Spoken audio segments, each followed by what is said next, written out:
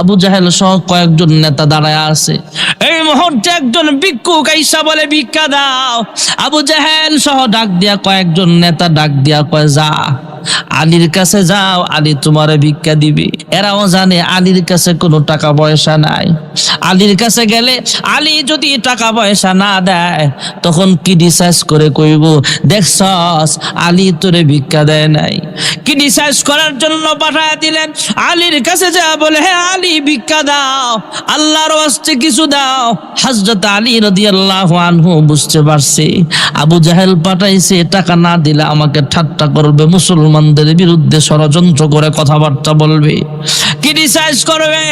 যা যা যেহেতু আমার কাছে পাঠাইছে দে, তোর হাতটা বাড়ায় দে, তোরে আমি কিছু হাদিয়া দেই।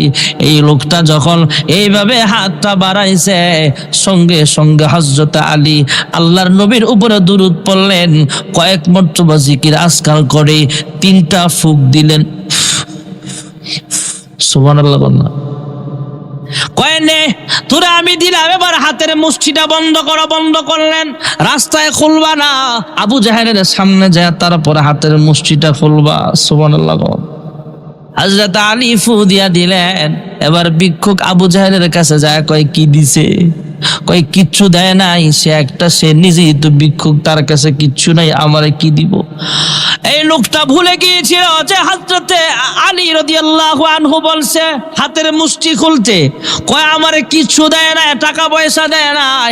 আবু জাহেল কয় তোরে কিচ্ছু দেয় নাই ভালো কথা, কিন্তু হাত এমনি বন্ধ করে রাখছস কেন? কয় হাতের মধ্যে 3টা ফু দিছে। সুবহানাল্লাহ। কোন আর বলছে আবু জাহেলের সামনে আইসা যেন আমি হাতের মুষ্টিটা খুলি। কয় তাহলে খোলো। খুইলা সাথে খোলার সঙ্গে সঙ্গে আবু জাহেল তাকায় দেখে 3টা হীরা মণি মুক্তার দানা দেখা যায়। যেরকম সুবহানাল্লাহ। আফগানিস্তানের একজন হাজী সাহেব হজ্জের সফরের পথে রওনা হয়ে গেলেন। প্রথমেই মক্কা শরীফ গেলেন, মক্কাতুল মুকাররমা আল্লাহর ঘর তওয়াফ করলেন। এরপরে হজ্জের কার্যক্রম শেষ করার পরে চিন্তা করলেন মদিনায় যেতে হবে। আফগানিস্তানের শিল্পপতি মানুষ হাজী সাহেব হজ্জের কাজ কমপ্লিট করে মদিনার পথে রওনা হয়ে গেলেন। মদিনায় গেলেন, মসজিদে নববীর রিয়াজুল জান্নায় 2 রাকাত নামাজ আদায় করলেন। নামাজ পড়ে আফগানি হাজী সাহেব আবার দোয়া করে আল্লাহ তোমার পয়গম্বর মুহাম্মদুর রাসূলুল্লাহ সাল্লাল্লাহু আলাইহি ওয়াসাল্লামের খাতিরে আমাকে maaf করে দাও। জোরে কোন সুবহানাল্লাহ। দোয়া আরো লম্বা করে বললেন আল্লাহ তোমার হাবিবের পাশে আরো 2 জন শুয়ে আছেন, আবু বকর আর ওমর। আবু বকর আর ওমর এই 2 জনের বরকত তুমি আমাকে maaf করে দাও। দোয়াটা সুন্দর কি সুন্দর না? অনেক সুন্দর একটা দোয়া। আল্লাহর বান্দা আফগানিস্তানের হাজী সাহেব মুনাজাত কমপ্লিট করে যখন ঘাড় ঘুরাইলেন, তাকায় দেখেন একটা মধ্যবয়সী মুরব্বী বসে আছেন। মধ্যবয়সী মুরব্বী তারা সালাম দেয় আসসালামু আলাইকুম। হাজী সাহেব সালামের জবাব দেয় ওয়া আলাইকুমুস সালাম। ঠান্ডা মাথায় মুরব্বী জানতে চায় হ্যাঁ যুবক তোমার বাড়ি কোথায়? আফগানি হাজী সাহেব জবাব দেয় আমার বাড়ি আফগানিস্তানে, আমি হজ করে মদিনার সফরে আসলাম, রিয়াজুল জান্নায় বৈশা নামাজ পড়লাম, দোয়া করলাম।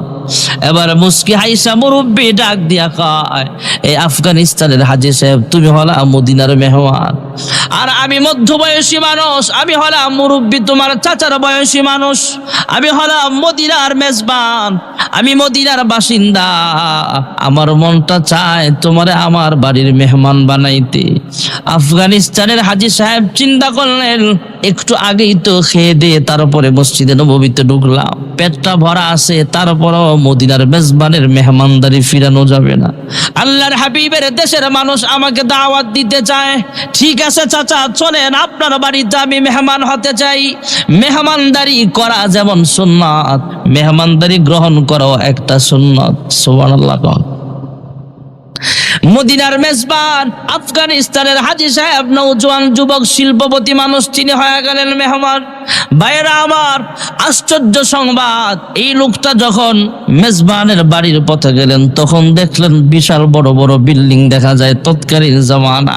আল্লাহর বান্দা হাজী সাহেব বাড়ি ঘরে দেখে বুঝতে পারছে আমি যেমন আফগানিস্তানে একজন শিল্পপতি মানুষ, এই লোকটাও মদিনার বাসিন্দা হলো, সেও একজন শিল্পপতি মানুষ। ঘর বাড়ি উন্নত দেখা যায়। একটা রুমের ভিতরে নিয়ে বসাইলেন, বসায়া বললেন, হ্যাঁ মদিনার মেহমান, আপনি এই রুমের ভিতরে একটু বসেন, আমি আসতেছি বইলা উনি মনে করেছেন খাবার টাবার মনে হয় রেডি করতেছে। না না, খাবার টাবার নয়, এই মুরব্বিটার প্ল্যানটা ছিল অন্যরকম শয়তানি মেজাজে।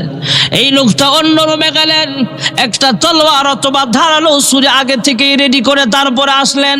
আয়েশা বলে, হ্যাঁ নওজোয়ান হাজী সাহেব আফগানিস্তানের মেহমান, চলেন ওই রুমে।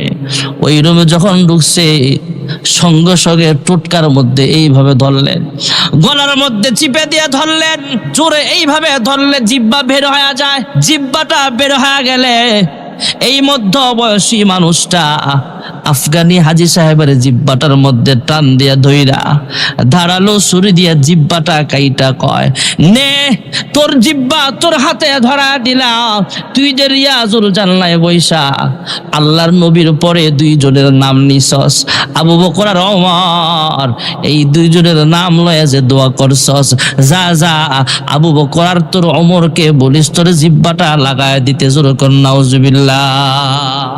এই লোকটা ছিল শিয়া, আবু বকর আর ওমরকে দেখতে পারে না। আবু বকরের নাম কেউ যদি বলে, ওমরের নাম যদি কেউ বলে, তাহলে শিয়ারা তার দুশ্মন মনে করে। ভাইরা আমার, বন্ধুরা আমার, আমাদের দেশে কিছু মানুষ দেখবেন ইয়া আলী বলে না, এটি শিয়াদের কালচার, ইয়া আলী বলে জপে, আর আবু বকর আর ওমরের নাম শুনতে পারে না। ভাইরা আমার, বন্ধুরা আমার, হযরতে ওমরের নাম শুনতে পারে না, আবু বকরের নামও শুনতে পারে না।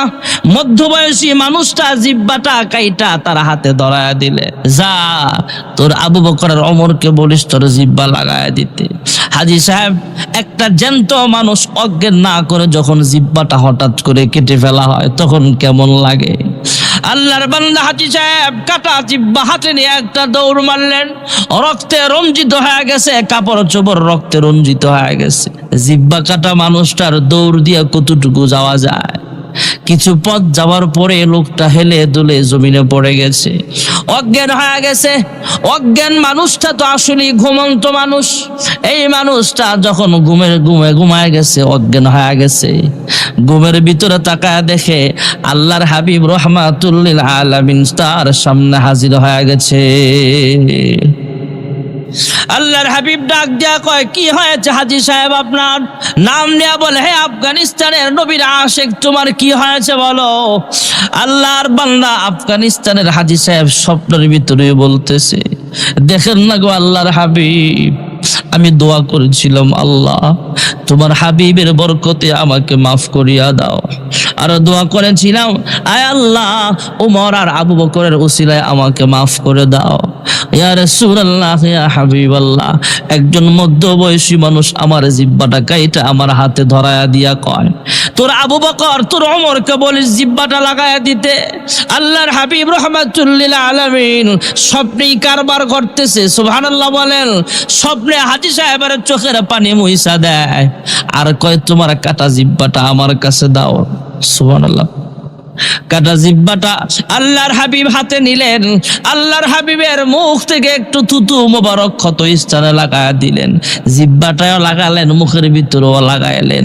এবার কয়, হে হাজী সাহেব এবার হা করেন। আল্লাহর বান্দা স্বপ্নের ভিতরে যখন হা করেছেন, নবীর আশিক হা করতে দেরি হয়েছে, আল্লাহর হাবিব জিব্বাটা তার মুখের ভিতরে ফিট কইরা দিছে। জোরে কোন সুবহানাল্লাহ। স্বপ্নের ভিতরে কুদরতি অপারেশন শেষ, তার জ্ঞান ফিরে আসছে। জ্ঞান ফিরে আসার সঙ্গে সঙ্গে, ঘুম ভাঙ্গার সঙ্গে সঙ্গে তাকায় দেখে ওনার শরীরে আর এক ফোঁটা রক্তও নেই। ওনার জিব্বা যে কাটা ছিল, উনি এমন সুস্থ হয়েছে, জীবনে মনে হয় জিব্বায় কোনো রোগী হয় নাই। আগের চাইতে সুস্থ বানায়া দিয়েছেন কে? আল্লাহর বান্দা আবার রিয়াজুল জান্নাতে যে 2 রাকাত নামাজ পড়ে শুকরিয়া আদায় করে আবার কয়েকদিন অবস্থান করে তার বাড়ির পথে রওনা হয়ে গেলেন। দীর্ঘ 1 বছর পর যখন হজ্জের মৌসুম আবার শুরু হয়ে গেল, নবীর আশেক, মক্কার আশেক, মদিনার আশেক ভাইয়েরা আমার, যারা হজ করতে যায় এদেরকে একটু জিজ্ঞেস করে দেখবেন, বারবার যেতে মন চায়, বারবার যাইতে মন চায়। ধনী মানুষ, শিল্পপতি মানুষ, উনি পরের বছর আবার হজ্জের পথে রওনা হয়ে গেলেন। হজ্জের পথে রওনা হলেন, মক্কায় যায় হজ্জের কার্যক্রম শেষ করার পর মদিনার মেহমান হয়ে গেলেন। মদিনায় গেলেন, রিয়াজুল জান্নাতে ঢুকলেন, 2 রাকাত নামাজ পড়লেন, দোয়া ধরলেন, আর কয় গত বছরে যেই দোয়া করছি একই দোয়া হবে। সুবহানাল্লাহ।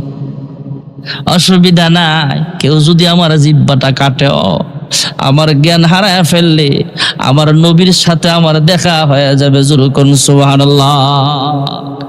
আফগানিস্তানের হাজী সাহেব দীর্ঘ 1 বছর পর আবার রিয়াজুল জান্নাতে বৈশা দোয়া করে, আল্লাহ নবীর খাতিরে মাফ করেন। নবীর পাশে ওমর আর আবু বকর শুয়ে আছেন, তাদের খাতিরেও মাফ করেন। দোয়া শেষ করে ঘর ফিরাইছেন। গত বছর ছিল মধ্যবয়সী মানুষ, এবার দেখে নৌজওয়ান তাকড়া যুবক বসে সালাম দেয়, আসসালামু আলাইকুম। সালামের জবাব দিলেন। যুবক জিজ্ঞেস করে, হে হাজী সাহেব আপনার বাড়ি কোথায়? কয় আফগানিস্তান। কয় তাহলে তো আপনি নবীর মেহমান, মানে আমারও মেহমান। আমার বাড়ি তো এই দেশে, চলেন আমার বাড়িতে, আপনাকে দাওয়াত করা হলো। হাজী সাহেব মনে মনে কয়, গত বছরও তো দাওয়াত খাওয়াই তিনি আমার জিহ্বাটা কাটছিল। অসুবিধা নাই, জিহ্বা কাটলেও সমস্যা নাই, জ্ঞান হারায় ফেললেই তো নবীর সাথে দেখা হয়ে যাবে। সুবহানাল্লাহ বলেন। নবীর আশেক কয়, চলেন, আপনি তো মদিনার মেহমেজবান, আপনার মেহমানদারি আমি গ্রহণ করব, চলেন। যে বাড়িতে নিয়ে গেলেন, বাড়ির রাস্তায় যায় বিল্ডিং এর দিকে তাকায় বুঝতে পারছে গত বছরে যে বাড়িতে আসছিলাম এই বছর তো একই বাড়ি দেখা যায়। সুবহানাল্লাহ। আফগানিস্তানের হাজী সাহেব তারপরও ভয় পায় না, কয় অসুবিধা কি, জিহ্বা কাটলে কাটবে, জিহ্বা যদি কেটেও ফেলে নবী আমার জিহ্বা তো আবার লাগায়া দিবে, আমার অসুবিধা নাই।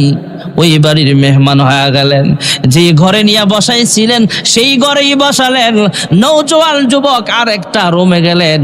আগের বছর খুব জলদি করে ডাক দিছে, কিন্তু এই বছর মেজবান একটু ভিতরে যায় আর ফিরে আসে না। দীর্ঘ সময় পর আসলেন।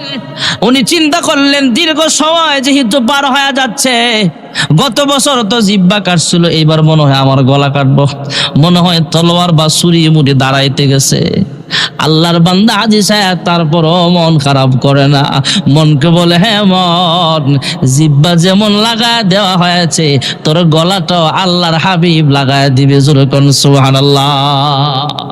অনেকক্ষণ পর নওজোয়ান যুবক আরেক রুমে ডাকলেন, সেই রুমে নিয়া পেট বইরা খাবার খাওয়ালেন, আসলেই মেহমানদারি করলেন। আগের বছর যেমন 2 নম্বরে ছিল, এইবার আসলেই 2 নম্বরই না খাওয়াইতেছে। হাজী সাহেব মনকে বলে, মন, এবার মনে হয় তোরা হত্যা করবি, জীবনের শেষ খাওয়ান খাইয়ালো।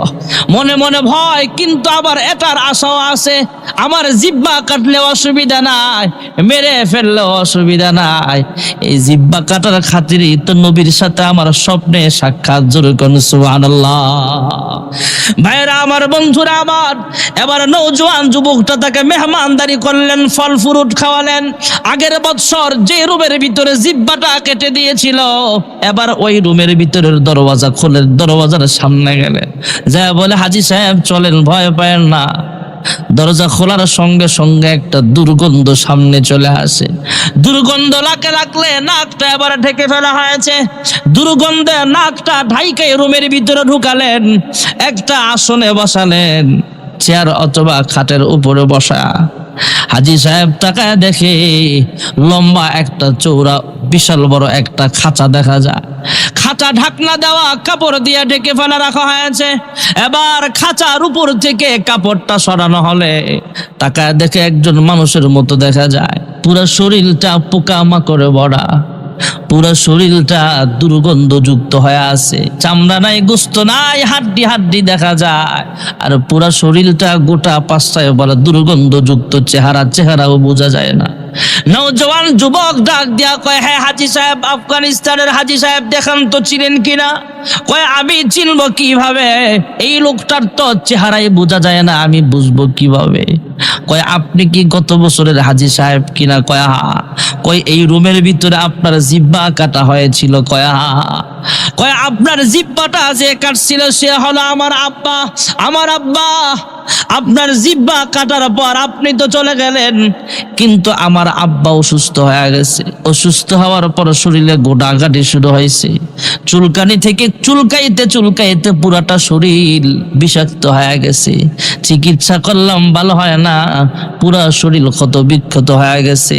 কেউ দুর্গন্ধের কারণে তার কাছে আসতে পারে না। হাইওয়ান মাখলুকের মতো দেখা যায়, অন্য মাখলুকের মতো দেখা যায়। আমার আব্বাই তো আপনার জিহ্বাটা কাটছিল। হ্যাঁ হাজী সাহেব, আপনার জিহ্বা কাটার কারণে আমার আব্বা হলো শিয়া, আবু বকর আর ওমরের নাম শুনতে পারে না। আপনি আবু বকর আর ওমরের নাম নিয়ে দোয়া করার কারণে আপনার জিহ্বাটা কাটছিল। তাই আমার আব্বারে আল্লাহ শাস্তি দিছে, কিন্তু বুঝতে পারলাম না আপনার জিহ্বাতে ভালো দেখা যায়, আপনি ভালো হলেন কিভাবে? আফগানি হাজী সাহেব ডাক দিয়া কয়, হ্যাঁ নওজোয়ান যুবক, তোমার আব্বা যখন আমার জিহ্বাটা কাইটা আমার হাতে উঠায় দি, আমি দৌড় মাইরা বেশিক্ষণ যেতে পারি নাই। আমি অজ্ঞান হয়ে যখন জমিনে শুয়ে গেলাম, স্বপ্ন যুগে আল্লাহর হাবিব রাহমাতুল্লিল আলামিন আমার জিহ্বাটা আবার স্বস্থানে লাগায় দিছে। জোরে কোন সুবহানাল্লাহ। এই হলো রিয়াজুল জান্নাহ। রিয়াজুল জান্নাহে বসে দোয়া করলে আল্লাহ দোয়া কবুল করে। ভাইরা আমার, আল্লাহর হাবিব রাহমাতুল্লিল আলামিন রওজা ছাড়ের পাশেই রিয়াজুল জান্নাহ, এরপরেই দেখা যায় আল্লাহর হাবিবের রওজা ছাড়। আল্লাহর হাবিবের রওজা ছাড়ের পাশে যে মসজিদ, মসজিদে নববী, মসজিদে নববীতে আল্লাহর কোনো বান্দা বান্দি যদি এক রাকাত নামাজ আদায় করে, তার আমল নামায় 50,000 রাকাত নামাজের সব লেখা হয়ে যাবে। আল্লাহর এক ওলি, তিনি ছিলেন মুস্তাজাবুদ দাওয়াত। উনি আল্লাহর কাছে কোনো কিছু চাইলে আল্লাহ তার ফিরাইয়া দেয় না।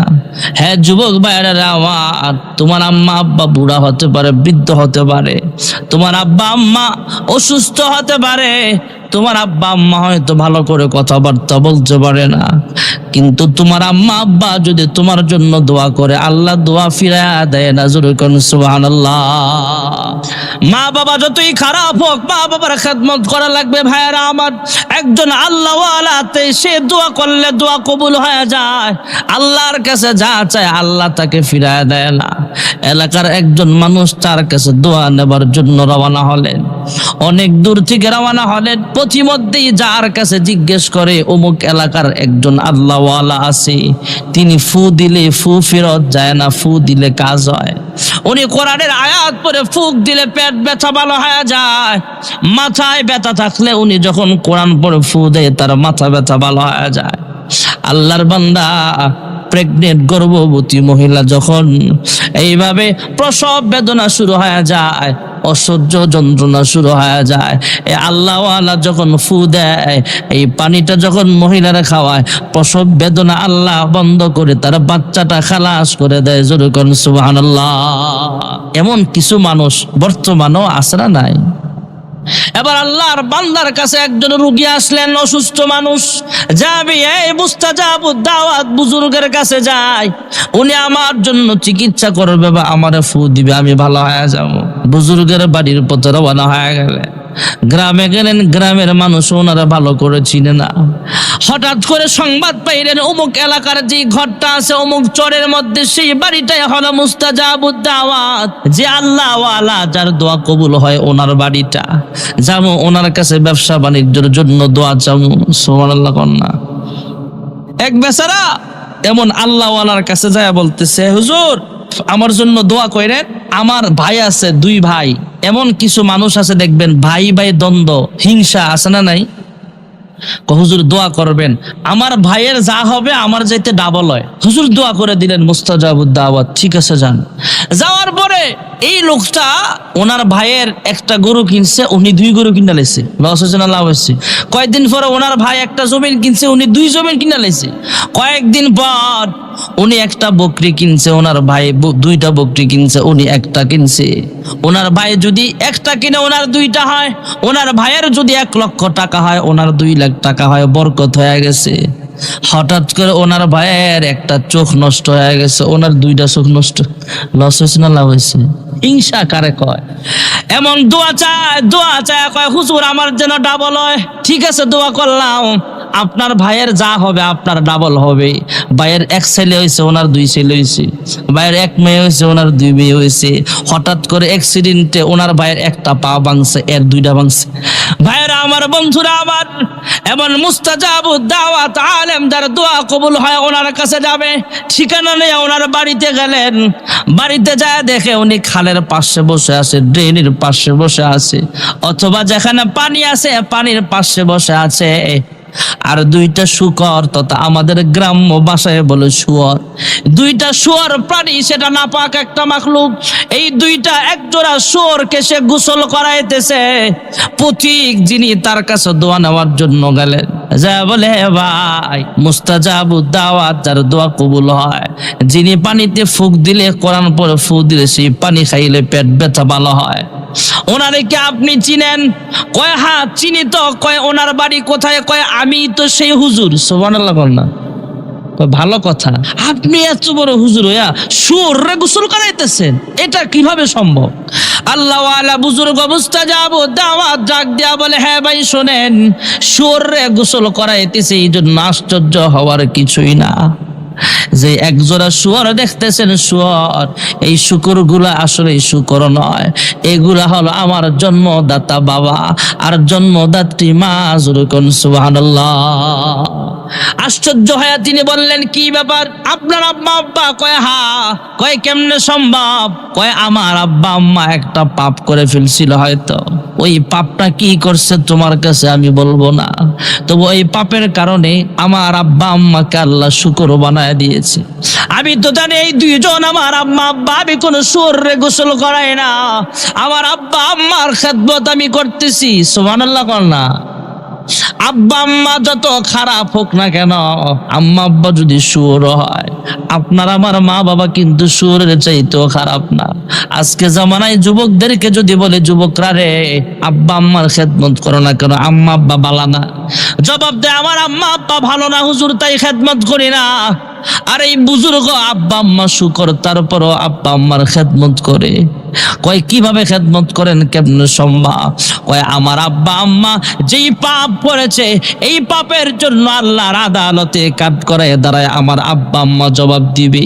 আর আমার কাজ হলো আব্বা আম্মার জন্য দোয়া করা আর আব্বা আম্মার খেদমত করা। আমি এর জন্য আল্লাহর কাছে জবাব দিতে হবে, তাই আমি আমার মা বাবার খেদমত করি আর দোয়া করি। আর মা বাবা শুয়োর হওয়ার পর খেদমত করার কারণে আর দোয়া করার কারণে আল্লাহ তাআলা আমাকে এমন বরকত দিয়েছে, আমারে আল্লাহ মুস্তাজাবুদ বানায় দিছে। আমি যা বলি আল্লাহ দোয়া কবুল করে। জোরে কোন সুবহানাল্লাহ। কয় তাইলে আপনার আব্বা আম্মার নামে দোয়া করলে হবে না?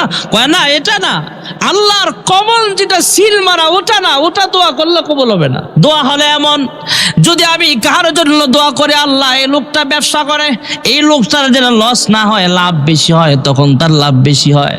কিন্তু আমার আব্বা আম্মার জন্য দোয়া করলে এই দোয়া কবুল হবে না, কারণ এইটা তো আল্লাহর পক্ষ থেকে একটা গজব।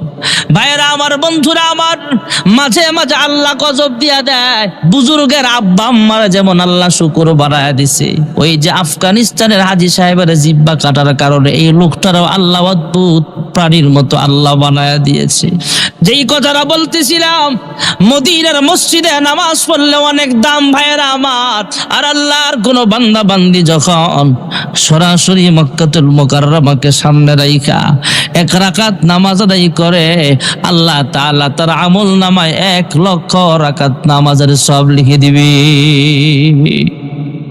তাহলে আমরা ইবাদত করব, জোরে বলেন কার?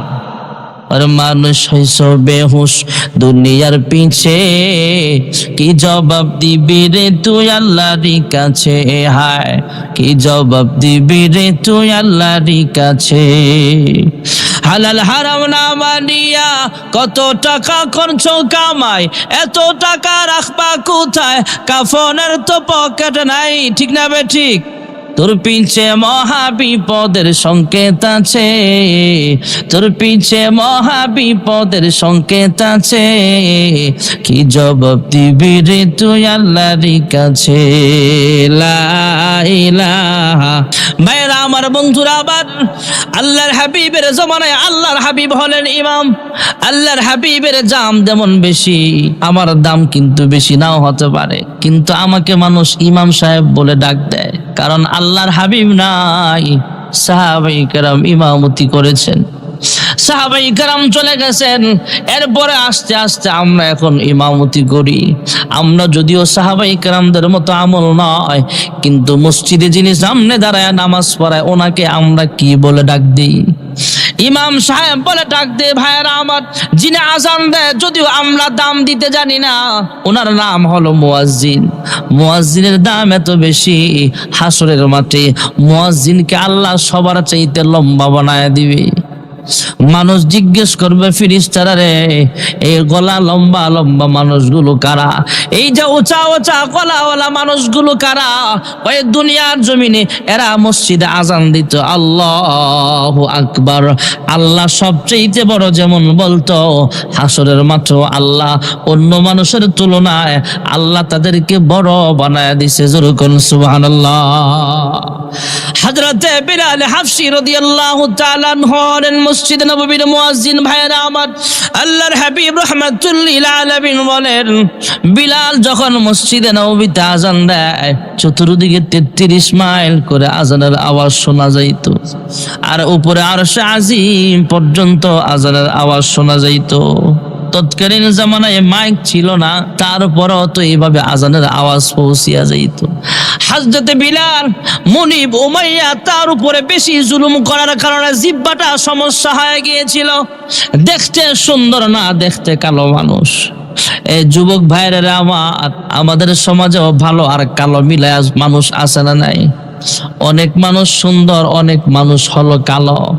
কালো হইলেই তাকে ঘৃণা করা যাবে না, আপনি সুন্দর হলেই অহংকারী করা যাবে না।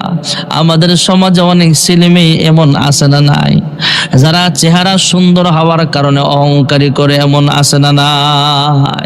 অনেক অহংকারী ছেলেরা আছে, চেহারাটা সুন্দর, অহংকারে ভরা। না, এটা করা যাবে না, কারণ আপনার চেহারা দেখে আল্লাহ জান্নাত দিবে না, আল্লাহ কলিজাটা দেখা জান্নাত দিবে। পৃথিবীর অনেক সুন্দর মানুষ জাহান্নামী হয়ে যাবে, আর জমিনের অনেক কালো মানুষ ইউসুফ নবীর চাইতে সুন্দর বানায়া আল্লাহ জান্নাতের মেহমান বানায়া দিবে। অহংকারী করতে নাই। অনেক মেয়ে এমন আছে রাস্তাঘাটে চলাফেরা করে, দেখলে বোঝা যায় আগের মহিলারা কত ভালো ছিল। মুসল্লি দেখলে, পুরুষ মানুষ দেখলে রাস্তার পাশে এইভাবে দাঁড়ায় যায়, পুরুষ মানুষ হাইটা চলে গেলে তারপর যাইতো। আর এখন হেগর জ্বালা আমরা রাস্তা দাঁড়াতারি না, আছে না নাই? দেশে তো ভালা, গ্রামে শহরে যায় দেখেন একটু, ওরে বাবা, মাঝে মাঝে বিমানে তো এখানে সেখানে যাই, বাংলাদেশে এয়ারপোর্টে গেলে দেখি মাশাআল্লাহ মাঝে মাঝে কত চোখ ফিরা রাখলো হঠাৎ সামনে পড়ে যায়। মাঝে মাঝে কিছু, এটা কি পুরুষ না মহিলা না ম্যাডাম? ম্যাডাম বুঝেননি, ম্যাডাম হইলো মেয়ে যোগ ড্যাম, এর নাম হয়েছে ম্যাডাম। জিন্সের প্যান্ট শার্ট, ওরে বাবা, এটা কি লেডিস না জন্ডিস না কলা গাছ বুঝাই যায় না।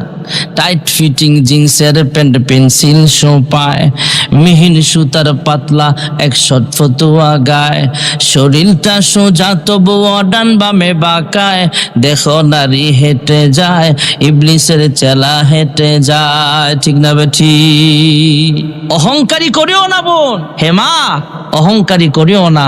তোমার চেহারাটা যখন আয়নায় দেখবা, তখন আল্লাহকে বলবা আমার অন্তরটাও সুন্দর বানায় দাও। হ্যাঁ যুবক ভাই বোনেরা আমার, আয়নায় যখন চেহারাটা দেখবো, যখন দেখবো আমার চেহারাটা সুন্দর, তখন আল্লাহর কাছে দোয়া করা, আল্লাহ আল্লাহুম্মা হাসসানতা খালকি ফাহাসসিন খুলুকি।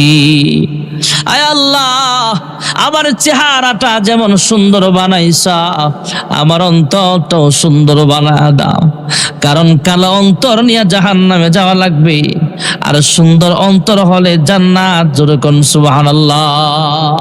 হযরতে বেলাল দেখতে অসুন্দর, দেখতে কালো ছিল, কিন্তু মনটা ছিল অনেক ভালো। মসজিদে নববীতে আযান দেয়, মুসলমানের সংখ্যা যখন বাড়তে বাড়তে অনেক মুসলমান হয়ে গেছে, কয়েকজন সাহাবী আল্লাহর নবীর কাছে যায়, কয় আল্লাহর নবী গো, এখন তো সাহাবায়ে কেরামদের মধ্যে ভালো কণ্ঠওয়ালা মুয়াজ্জিন নির্ধারিত করা যেতে পারে। বেলাল দেখতে কালো, আশহাদু স্পষ্ট করে বলতে পারে না, জিহ্বায় সমস্যা। এর চাইতে ভালো কণ্ঠওয়ালা, ভালো সুন্দর তেলাওয়াত করে নেওয়ালা মুয়াজ্জিন রাখতে পারেন, কারণ এখন সাহাবী আছে। ভালো ভালো কারি সাহেব একজন মুয়াজ্জিন রাখলেই তো হয়। সাহাবায়ে কেরাম সবাই মিলে যখন বলছে, আল্লাহর হাবিব ফিরাইতে পারে নাই। এশারের নামাজের পর বিলালকে ডাক দিয়া কয়, বিলাল ফজর থেকে আর তোমাকে আজান দেওয়া লাগবে না। আমাদের সমাজের অনেক মানুষ আছে, হঠাৎ করে ইমাম সাহেব আয়া কইব, হুজুর আপনার চাকরি কালকাতে নাই, এমন আছে না নাই? সময় দেন হুজুর, আমরা রাখতে পারছি না আপনাকে। আদবের সাথে আপনি 1 মাস 2 মাস পর চলে যেতে পারেন। আপনি যে হঠাৎ আপনার কমিটির বাহাদুরি দেখালেন, ইমামের মুয়াজ্জিনের মনের কষ্ট কে সেই কষ্টটা দূর করবে বলেন? সে যদি একটু আহা দিয়া বেড়ালের মতো আল্লাহর কাছে কান্না করে, তখন আপনার কি অসুবিধাটা আল্লাহ করতে না পারবে বলে? এই জন্য আলেম ওলামাদের কষ্ট দিবেন না ভাইয়েরা আমার। আল্লাহর হাবিব বলেছেন, কিন্তু বিলালও জানে আল্লাহর হাবিব মন থেকে বলে নাই। কিছু কিছু সাহাবীদের কারণে আল্লাহর হাবিব বলেছেন, বিলাল ফজর থেকে আর তোমাকে আজান দেওয়া লাগবে না। ফজরের ওয়াক্তে তাহাজ্জুদের সময় পার হয়ে গেলে মুয়াজ্জিন আবার আজান দেয়। মুয়াজ্জিন আজান দিয়ে দিছে, কিন্তু সকাল হয় না, তথা সূর্য ওঠার একটু আগেই তো নামাজ পড়া হবে, ফজরের নামাজ পড়া হবে। আজান হয়ে গেছে, কিন্তু অন্ধকার দূর হয় না। সাহাবায়ে কেরাম পেরেশান, আল্লাহর হাবিব পেরেশান। জিবরাইল আমিন আইসা কয়, ওগো আল্লাহর হাবিব, মসজিদে নববীতে আজকে কেন এখনো আজান হয় নাই? সুবহানাল্লাহ। ভাইয়েরা আমার, বন্ধুরা আমার, এদিক দিয়ে এশারের নামাজের পর যখন বিলালের চাকরি আউট হয়ে গেল, বিলালের মুয়াজ্জিনের চাকরিটা যখন চলে গেল, বিলাল সবাই ঘুমায়, কিন্তু বিলাল ঘুমায় না। গভীর রজনীতে সেজদায় পড়ে আল্লাহর কুদরতি বায়া ধরে কান্দে, আল্লাহ আমি আফ্রিকার মানুষ, এটা তো আমার কোনো দোষ না। আমি দেখতে কালো, তুমি আল্লাহ তো আমার কালো বানাইছো। আমি তো মুসলমান হয়েছি, তুমি আমাকে হেদায়েত দিয়েছো। আমি ইচ্ছে করে মসজিদ নববীতে আসি নাই, তুমি আল্লাহ তো আমারে এই বিলাল, কালো বেলাল রে মসজিদ নববীর মুয়াজ্জিন বানাইছো। আয় আল্লাহ, আমি আজকে আবার কি অপরাধ করলাম? আমার মুয়াজ্জিনের চাকরি চলে গেল। এমন ভাবে বিলাল কান্নাকাটি করে, সবাই ঘুমায় কিন্তু বেলাল ঘুমায় না। আল্লাহর হাবিব জিজ্ঞেস করে, হ্যাঁ জিবরাইল কি হয়েছে? আজকে তো আজান হয়েছে, কি বলতেছো বুঝতেছি না। জিবরাইল বলে, ইয়া রাসূলুল্লাহ, ইয়া হাবিবাল্লাহ, মসজিদে নববীতে আজান হওয়ার পরেই তো সূর্য উঠে আস্তে আস্তে দুনিয়া ফর্সা হয়, ফজরের জামাতের সময় কাছাকাছি চলে আসে, এখনো কেন মসজিদে নববীতে আজান হয় না? আল্লাহর হাবিব কয়, ইয়া রাসূলুল্লাহ, আল্লাহর হাবিব বলে, হ্যাঁ জিবরাইল, অন্য দিনের চাইতে অন্য দিন যেমন আজান হয়, এর চাইতে ভালো কণ্ঠওয়ালা মুয়াজ্জিন দিয়ে আজকে আজান দেওয়া হয়েছিল। জিবরাইল জানায়া দিলেন, ওগো আল্লাহর হাবিব, যত ভালো কণ্ঠওয়ালা কারি সাহেব দিয়ে আজান হোক না কেন, বিলাল যতক্ষণ পর্যন্ত আজান না দিবে, ততক্ষণ আল্লাহর আরশ পর্যন্ত আজান পৌঁছাবে না। ওগো আল্লাহর হাবিব, বিলাল যখন আজান দেয়, আজানের আওয়াজ আর আজিম পর্যন্ত শোনা যায়। জোরে কোন সুবহানাল্লাহ। এরপরে আল্লাহর হাবিব বিলালকে ডাকলেন, আবার আজান দিয়েছেন। জোরে কোন সুবহানাল্লাহ। মসজিদ নববীর বিলাল মুয়াজ্জিন আজান দিত। আল্লাহর হাবিব বলেন, এই বিলালের আজানের আওয়াজ পুরা হাসরবাসীদের কানে আল্লাহ পৌঁছায় দিবে। এই দুনিয়াতে 33 মাইল করে আজানের আওয়াজ শোনা যায়, আর উপরে আরশে আজিম পর্যন্ত শোনা যাইত। আল্লাহর হাবিব বলেন, বিলাল হাসরের মাঠে জান্নাতি সাওয়ারির উপরে ওইটা আজান দিয়ে দিবি। এই বিলাল যখন হাসরের মাঠে আজান দিবে, এই আজানের আওয়াজ পুরা হাসরবাসীদের কানে আল্লাহ তাআলা পৌঁছায় দিবে। আল্লাহ আমাদের মুয়াজ্জিন গুলোকে বিলাল হাফসির মতো কবুল করো, জোরে কোন আমিন। মসজিদ নববীর মুয়াজ্জিন হলো বিলাল, মুসল্লি হলেন আবু বকর, ওসমান, হযরত আলী রাদিয়াল্লাহু তাআলা আনহু। আবু জাহেল মুসলমানদের দুশমন, আবু জাহেল সহ কয়েকজন নেতা দাঁড়ায় আছে। এই মুহূর্তে একজন ভিক্ষুক আইসা বলে, ভিক্ষা দাও। আবু জাহেল সহ ডাক দিয়া কয়েকজন নেতা ডাক দিয়া কয়, যা আলীর কাছে যাও, আলী তোমারে ভিক্ষা দিবে। এরাও জানে আলীর কাছে কোনো টাকা পয়সা নাই। আলীর কাছে গেলে আলী যদি টাকা পয়সা না দেয়, তখন কি ডিসাইজ করে কইব, দেখছস আলী তোরে ভিক্ষা দেয় নাই। কি ডিসাইজ করার জন্য পাঠায় দিলেন। আলীর কাছে যা বলে, হে আলী ভিক্ষা দাও, আল্লাহর ওয়াস্তে কিছু দাও। হযরত আলী রাদিয়াল্লাহু আনহু বুঝতে পারছে আবু জাহেল পাঠাইছে, টাকা না দিলে আমাকে ঠাট্টা করবে, মুসলমানদের বিরুদ্ধে ষড়যন্ত্র করে কথাবার্তা বলবে। কি ডিসাইজ করবে, যা যা যেহেতু আমার কাছে পাঠাইছে দে, তোর হাতটা বাড়ায় দে, তোরে আমি কিছু হাদিয়া দেই। এই লোকটা যখন এইভাবে হাতটা বাড়াইছে, সঙ্গে সঙ্গে হযরত আলী আল্লাহর নবীর উপরে দুরূদ পড়লেন, কয়েক মর্তবা জিকির আজকার করে 3টা ফুঁক দিলেন। সুবহানাল্লাহ বলনা কয়েনে তোরা আমি দিলাম, এবার হাতের মুষ্টিটা বন্ধ করো। বন্ধ করলেন, রাস্তায় খুলবা না, আবু জাহেলের সামনে যায় তারপরে হাতের মুষ্টিটা খুলবা। সুবহানাল্লাহ।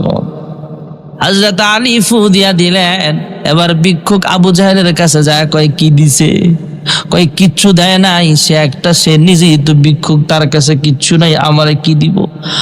এই লোকটা ভুলে গিয়েছিল যে হযরত আলী রাদিয়াল্লাহু আনহু বলছে হাতের মুষ্টি খুলতে। কয় আমারে কিচ্ছু দেয় নাই, টাকা পয়সা দেয় নাই। আবু জাহেল কয় তোরে কিচ্ছু দেয় নাই ভালো কথা, কিন্তু হাত এমনি বন্ধ করে রাখছস কেন? কয় হাতের মধ্যে 3টা ফু দিছে। সুবহানাল্লাহ। কোন আর বলছে আবু জাহেলের সামনে আইসা যেন আমি হাতের মুষ্টিটা খুলি। কয় তাহলে খোলো। খুইলা সাথে খোলার সঙ্গে সঙ্গে আবু জাহেল তাকায় দেখে 3টা হীরা মণি মুক্তার দানা দেখা যায়। যেরকম সুবহানাল্লাহ। 3টা হীরার টুকরা দেখা আবু জাহেল অবাক হয়ে বলে, কই পাইছো? কয় আলী ফুক দিয়েছে। এই হীরার তারাগুলো নিয়ে যায়। কয় হ্যাঁ আলী, দুনিয়ার কোনো বাজারে এমন হীরা পাওয়া যায় না, তুমি পাইলা কই? কয় আমি আসলে হীরা দেই নাই, আমি আল্লাহর নবীর উপরে 3বার দুরূদ পড়া ফু দিছি। যেরকম সুবহানাল্লাহ। আল্লাহর ওয়াস্তে দান করলে লস হয় না লাভ হয়? আপনাদের মসজিদ নয়ানগর শাহী জামে মসজিদ দোয়া হয়ে যাবে, দোয়ার পরে তারপর কি আছে মাশাআল্লাহ খায়া বাইর যাবেন, বাড়ির যে আর মহিলাদের বিরক্ত করা লাগবে না। দোয়ার আগে অল্প সময়ে কে আছেন যে হুজুর আমরা নয়ানগর শাহী জামে মসজিদের জন্য কে আছেন? পিল আলামিন। والصلاة والسلام على أشرف الأنبياء والمرسلين وعلى آله وأصحابه أجمعين. ربنا ظلمنا أنفسنا وإن لم تغفر لنا وترحمنا لنكونن من الخاسرين. يا رب العالمين يا أكرم الأكرمين. ওগো মালিক, গভীর রজনীতে আমরা গুনাহগার, তোমার কতগুলো আশিকিন শাকিরিন বান্দা বান্দি নিয়ে তোমার শাহী দরবারে হাত বাড়ায়া দিলাম।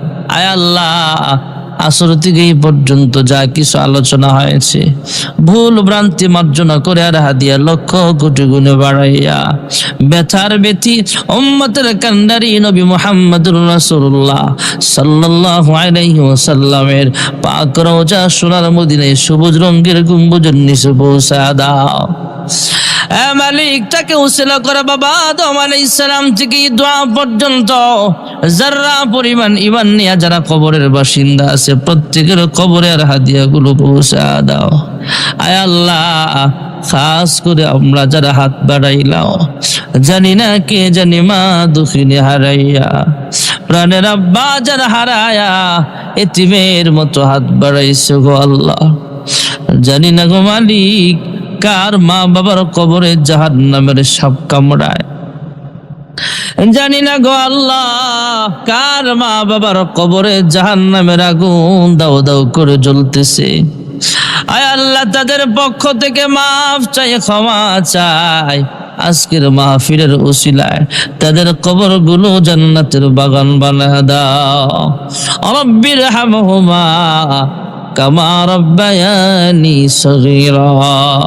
আয় আল্লাহ, যারা টাকা দিয়া, পয়সা দিয়া, সুপরামর্শ দিয়া এমন সুন্দর জান্নাতের বাগান সাজাইছি, প্রত্যেকের মনের নেক আশাগুলো পূরণ করিয়া দাও।